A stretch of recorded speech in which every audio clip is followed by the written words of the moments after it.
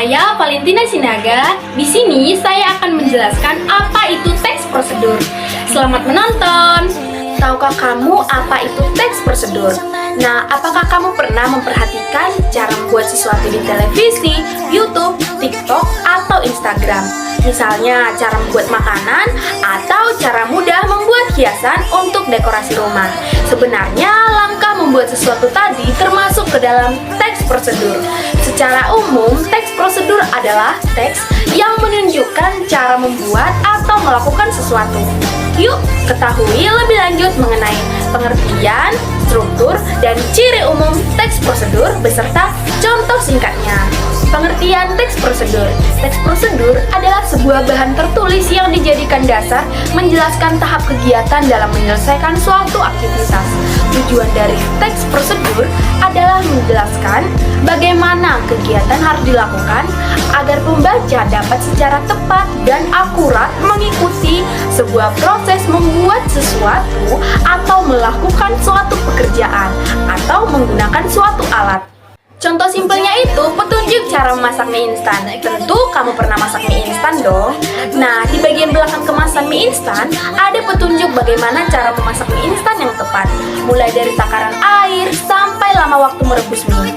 Tujuannya ya supaya kita jadi tahu proses memasak mie instan yang benar. Jadi mie-nya nggak akan kematangan atau bahkan belum matang. Ciri-ciri teks prosedur. Ciri-ciri teks prosedur yang membedakannya dengan jenis teks yang lain diantaranya sebagai berikut. Yang pertama, menggunakan pola kalimat perintah atau imperatif yang harus ditaati dalam pelaksanaan teks prosedur. Yang kedua, terdapat panduan langkah-langkah yang harus dilakukan.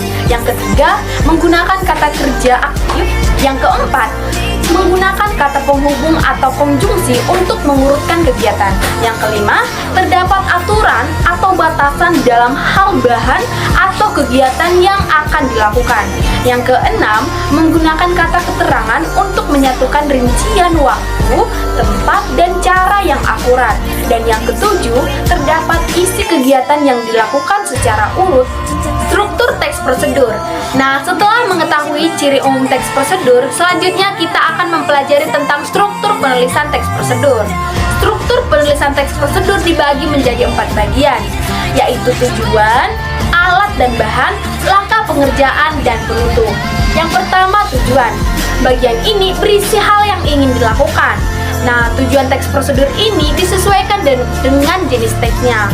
Bisa menggunakan suatu alat, membuat makanan, minuman, kerajinan, atau melakukan sesuatu. Yang kedua, alat dan bahan. Struktur teks prosedur ini isinya tentu memuat segala alat dan bahan yang diperlukan. Bedanya alat dan bahan itu apa sih? Kalau alat-alat itu berkaitan dengan benda yang gak bakal habis atau berkurang ketika kita pakai. Misalnya alat yang digunakan untuk memasak, ada wajan, pisau, talenan, mangkok, dan sebagainya. Sementara itu, bahan-bahan merupakan sesuatu yang akan berkurang ataupun habis ketika dipakai. Misalnya bahan yang digunakan untuk membuat roti, berarti ada tepung terigu, gula, garam, telur, dan sebagainya.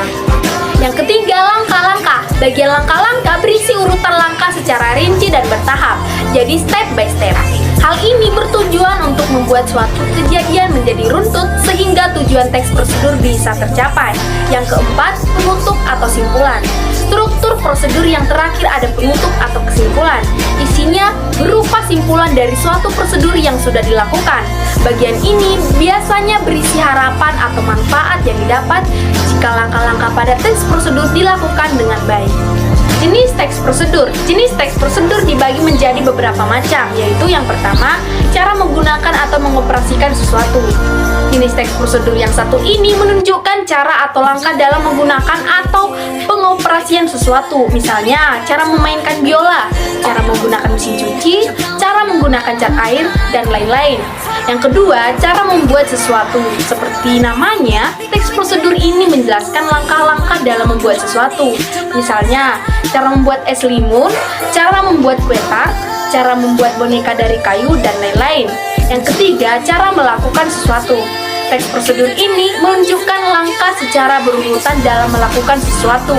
Misalnya, cara melakukan gerak tarian, cara melakukan senam sehat, cara melakukan gerakan yoga, dan lain-lain. Nah, sekarang kita sudah mengetahui pengertian, ciri, struktur, dan jenis dari teks prosedur. Sekarang, agar kita lebih mengenal apa itu teks prosedur, langsung terjun aja yuk. Kita langsung buat contoh dari teks prosedur. Saya akan membuat contoh teks prosedur, yaitu cara membuat lapet. Lapet merupakan makanan khas dari Sumatera Utara. Alat yang diperlukan dalam membuat lapet ada tempat kukusan, ada baskom, dan ada wajan. Sedangkan bahan-bahan yang diperlukan dalam membuat lapet ada tepung ketan, ada kelapa yang sudah diparut, ada minyak, ada air, ada santan, ada gula merah, dan yang terakhir, bahan yang diperlukan ada daun pisang. Tahap yang perlu kita lakukan adalah menghidupkan kompor. Lalu, kita memasukkan air kira-kira 1 gelas ke dalam wajan. Kita tunggu sampai airnya mendidih. Nah, setelah airnya sudah mendidih, kita memasukkan gula merah 5 keping.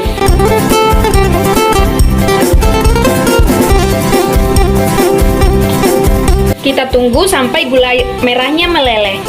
Kita aduk-aduk gula merahnya agar cepat mencair ya teman-teman.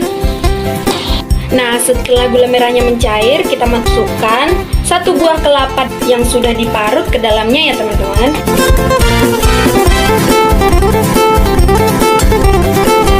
Lalu kita aduk-aduk gula merah dengan kelapa parutnya sampai tercampur merata.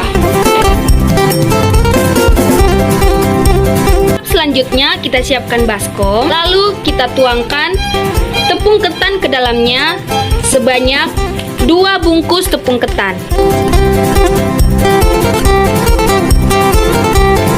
Tahap selanjutnya, kita masukkan gula pasir ke dalam tepung ketan sebanyak 5 sendok.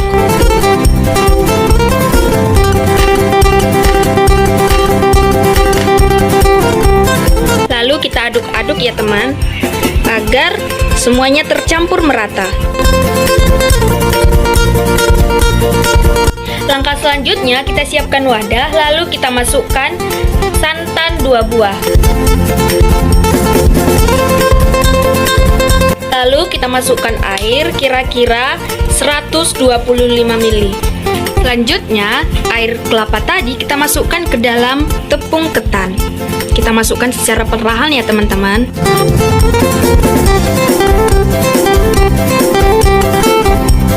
Setelah santan sudah dimasukkan ke tepung ketan, sekarang kita aduk. Jika airnya masih kurang, teman-teman bisa menambahkan airnya ya. Oke teman-teman, setelah itu kita membentuk daun pisangnya berbentuk segitiga.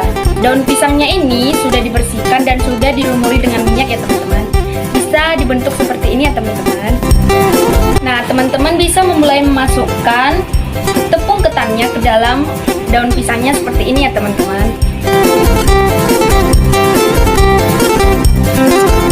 Lalu dilanjut dengan memasukkan gula merah dengan kelapa parut yang sudah dicampur. Lalu dilapisi lagi dengan tepung ketannya teman-teman.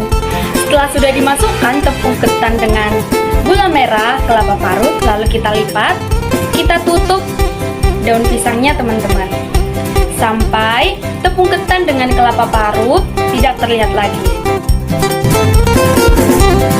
Juga sampai seterusnya ya teman-teman, sampai adonannya habis. Setelah tepung ketan dan kelapa parut sudah disatukan di daun pisang, lalu kita kukus ke dalam kukusan yang sudah diisi dengan air yang mendidih. Kita masukkan perlahan-lahan ya teman-teman.